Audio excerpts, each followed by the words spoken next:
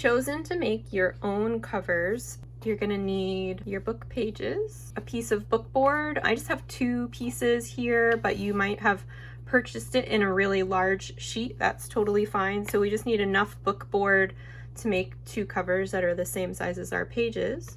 We're gonna also need something to cover our boards with. So that could either be book cloth, which is what I have here, or it can be a decorative paper. If you're choosing book cloth, that'll be something that you buy from an art supply store or a bookbinding store that is made for bookmaking, and oftentimes it has a paper backing, so it'll be like fabric on the front and paper on the back. This type of book cloth actually has sort of like a sizing on it, so that's fine too. And if you're using paper, it just needs to be like a paper that's flexible enough that it would be able to fold around the edges of the boards. And for the covering material, it'll need to be slightly larger. So as you can see here, this book cloth has about like 1.5 inches of overhang on all 4 sides. And we'll also need some kind of paper to make end sheets with, which is what we're just gonna put on the inside of the covers to kind of finish them off. You'll also need some glue. So I have PVA glue, and then I also have some methyl cellulose that I'm going to mix into that. Remember how we talked about paper grain earlier? The board also has a grain to it. So we're gonna need to determine the grain direction of the board. Whenever you are folding paper or making covers out of board, you always want the grain direction to be parallel to the spine of the book or to the direction of your fold with paper. So for these boards that we're using for the cover, I want to make sure that my grain is going in a direction that's going to be parallel to the spine, which will be the vertical direction of the book. So to test for grain, I usually go to like the corner of my piece of board, and this will work if you have a really large board as well. Go to the corner of the board and just try to gently bend the material, and you'll be able to feel that in one direction it feels like there's a lot of resistance, it's very hard, and then in another direction it'll feel like there's a little bit more give. And so I feel that give when I'm trying to fold it or bend it in this direction, but when I try to go in this direction I feel a lot more resistance. If you're using a really large board, you want to do this at the corner because it'll just give you a better feel for it. If you try to do this with the entire sheet of board, it will be more difficult to feel that, that subtle difference. So once I've determined the grain direction, I'm actually going to just take my pencil and mark lines along the length of the board. And so with these little boards, it's pretty easy to remember where the grain is.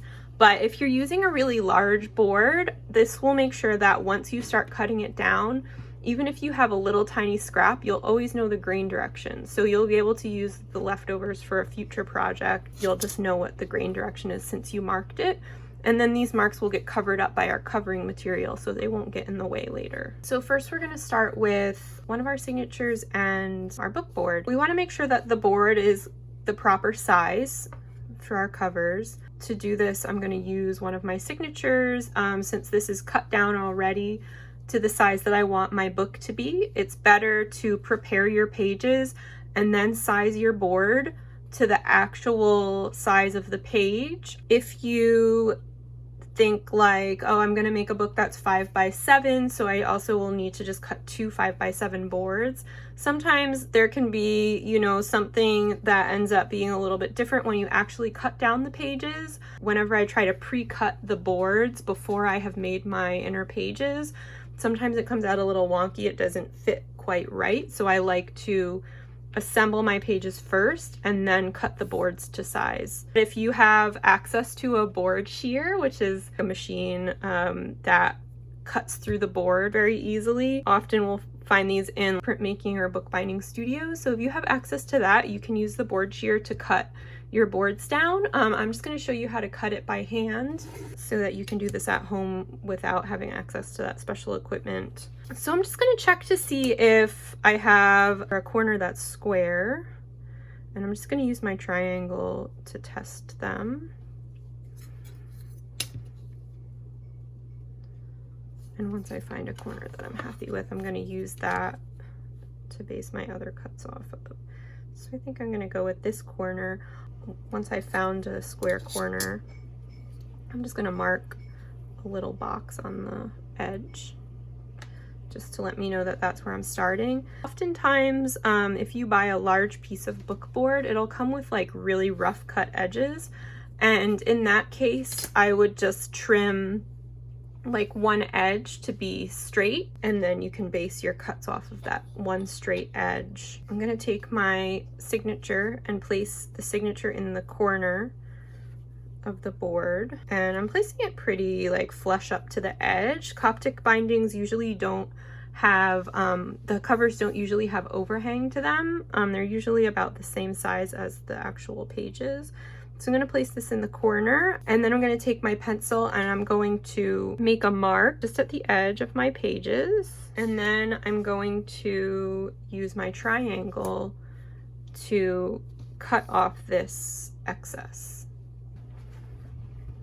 So I'm going to take the triangle and I'm just going to line up this bottom edge flush up to the edge of my board, and then I'm going to make sure that this corner meets at the point that I marked with my pencil.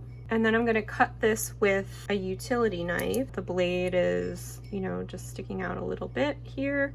And I'm really firmly holding the triangle in place. I don't want this to slide. This is like my straight edge here. I'm going to just cut like light cuts. This board is so thick, we're not going to be able to cut through it in one pass. I'm going to just start making some light cuts, and I'm going to just keep doing this, and the blade will make a groove in the board.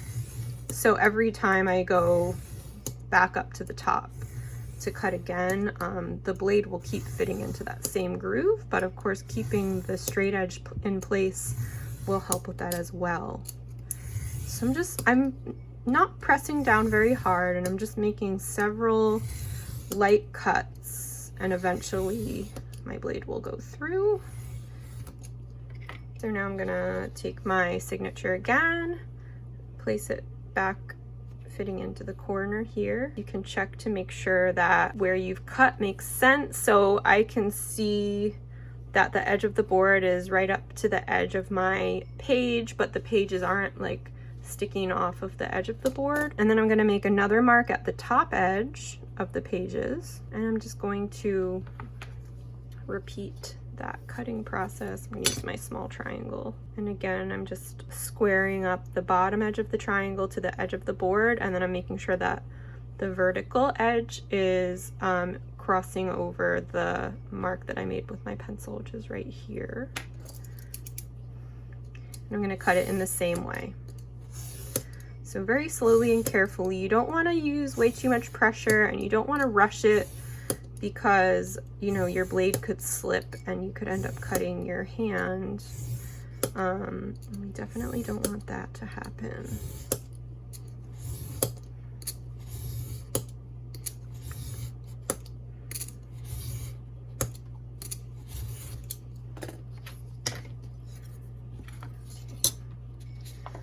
So I'm just going to check to make sure I'm happy with the cutting and the size, and I think that looks great.